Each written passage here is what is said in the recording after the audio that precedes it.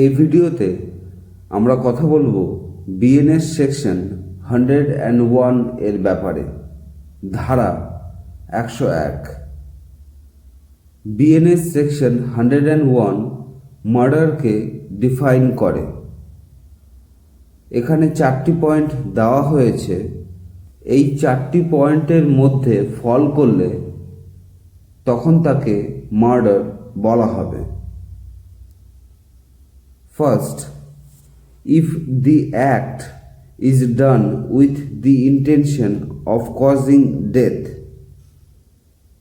যদি সেই অ্যাক্টটি death cause করার ইন্টেনশন নিয়ে করা হয়। Second, if the act is done with the intention of causing bodily injury as the offender knows to be likely to cause the death, মানে offender এমন act করছে যাতে তার ইন্টেনশন আছে বডি ইনজুরি করার এবং সে জানে এই অ্যাক্টের দ্বারা ডেথ কজ হতে পারে।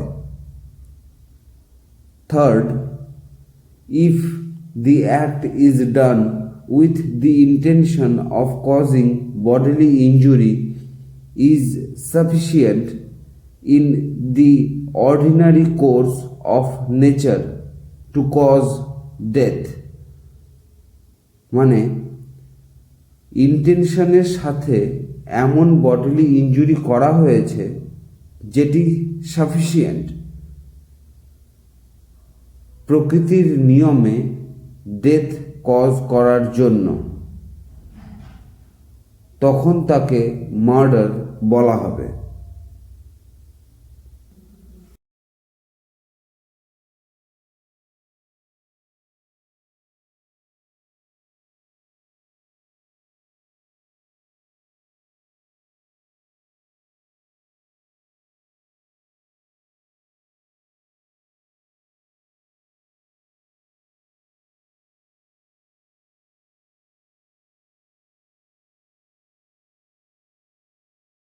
Fourth, if the person committing death knows that it is so imminently dangerous that it must in all probability cause death, মানে যে অ্যাক্টটি আপনি করছেন আপনি জানেন এটি imminently dangerous, that it must in all probability cause death,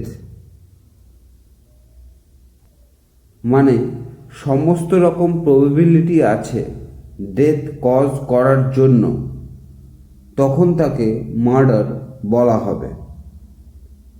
যেমন আপনি কাউকে ছুরি দিয়ে মারলেন আর এমন বডি পার্টে তাকে আঘাত করলেন যেখানে তার ডেথ হয়ে গেল। আপনার অ্যাক্টটি ইমিনেন্টলি ডেঞ্জারাস ছিল এবং সমস্ত রকমের প্রবাবিলিটি ছিল ডেথ কজ করার জন্য, তাই একে মার্ডার বলা হবে। এই ছিল বিএনএস সেকশন 101, যেখানে এই 4টি পয়েন্টে মার্ডারকে ডিফাইন করা হয়েছে। আশা করছি বুঝতে পেরেছেন। যদি কোনো কনফিউশন থাকে কমেন্টে জানাবেন। এই চ্যানেলে আমরা বিএনএস এর প্রতিটি সেকশন বিস্তারিতভাবে জানব খুব সহজ ভাষাতে, যেটি আপনি খুব সহজেই বুঝতে পারবেন। তাই চ্যানেলটিকে অবশ্যই সাবস্ক্রাইব করে নেবেন। ধন্যবাদ।